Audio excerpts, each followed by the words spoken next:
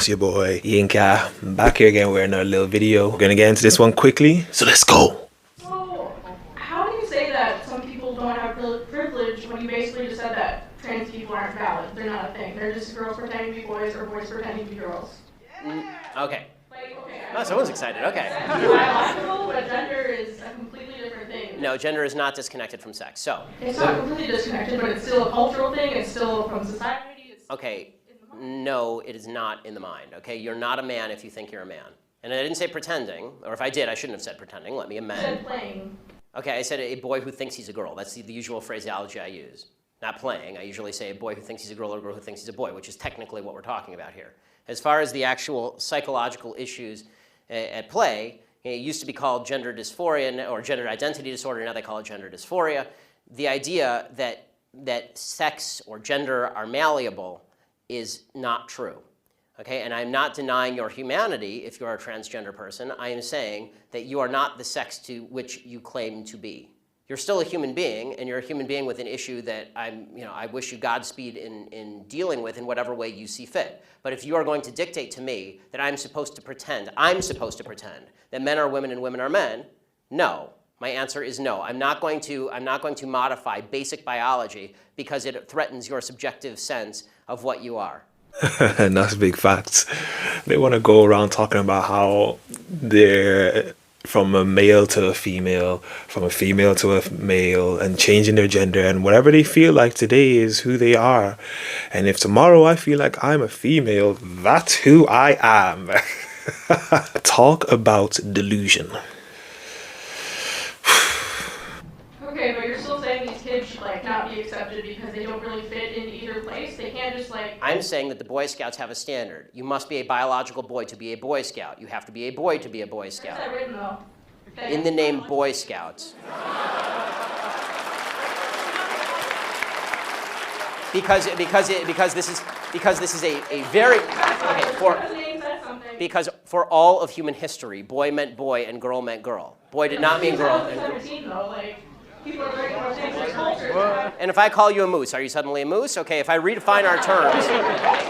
No, yes, that's right. Men and women are a completely different thing. This is true. Have you ever met a man or a woman? They're completely different. Completely different thing. You can't just say you're a cat. It's not a thing.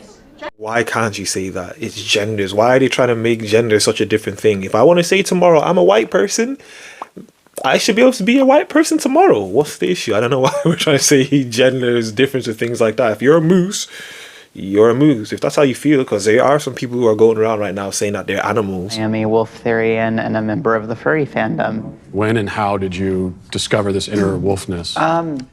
Probably around age 10 or 11. I was watching an anime about wolves and see the wolf running across the screen, and I'm somehow just intrinsically like, oh, that's me. Some people believe they're dogs.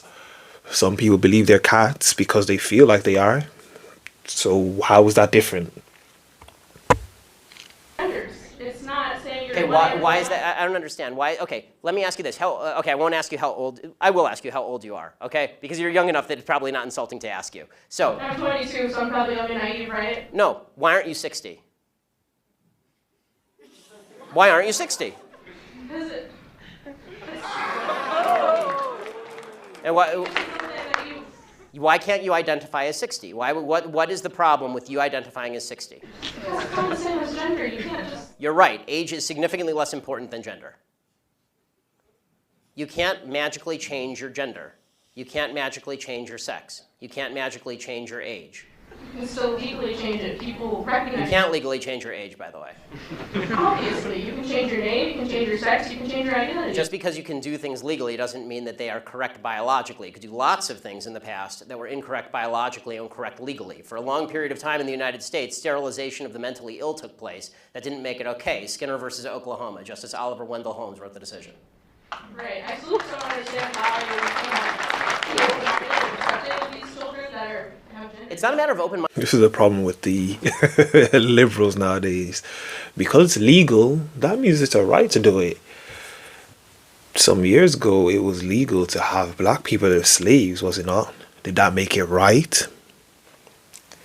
You can decide that for yourself. Right. I still don't understand how you're accepting these children that are. It's not a matter of open-minded and accepting. I want them to get treatment that they see fit, but that's not involving me. The idea behind the transgender movement as a civil rights movement is the idea that all of their problems would just go away if I would pretend that they were the sex to which they claim membership. That's nonsense. The transgender suicide rate is 40%. It is 40%. And according to the Anderson School at UCLA, it makes no difference. There's a study that came out last year. It makes no difference, virtually no difference, statistically speaking, as to whether people recognize you as a transgender person or not, which suggests there's a very high comorbidity between transgenderism, whatever that mental state may be, and suicidality. That has nothing to do with how society treats you. Do you think it could be because of they're bullied at school? No, I don't think that. I do not think that the discrepancy. I do not think the discrepancy. First of all, I'm against bullying of any sort. Okay, I don't think it's because they're being bullied.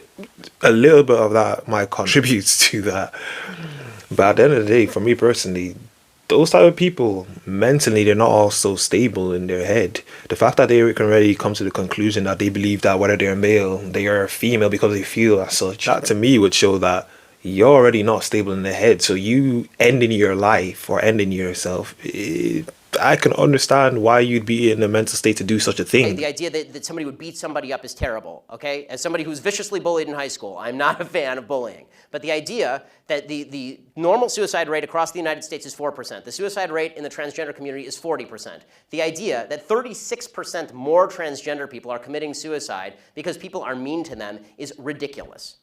It's not true, and it's not backed by any science that anyone can cite.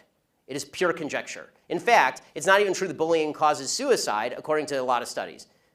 For example, in the black community, where the idea is supposedly that America is a racist society, blacks are bullied a lot. Okay, in the black community has significantly lower suicide rates than in the white community. In fact, in third world countries, the suicide rate is significantly lower than in first world countries. Suicide actually seems to be a privilege of the upper classes, if you actually look at it from a financial perspective.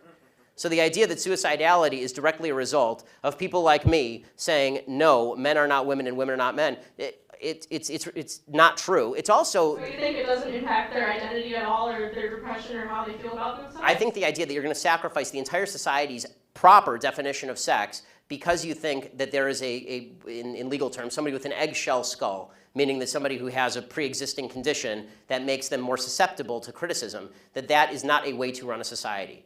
You can't sacrifice truth because some people are going to actually suffer because of the truth. Plus, there's no evidence whatsoever that the suicide rate would go down in the transgender community in any marked way if people just started pretending that men were women and women were men. We're trying that experiment now. We'll find out whether it works. So you saying all of that, well, it's because they're being bullied.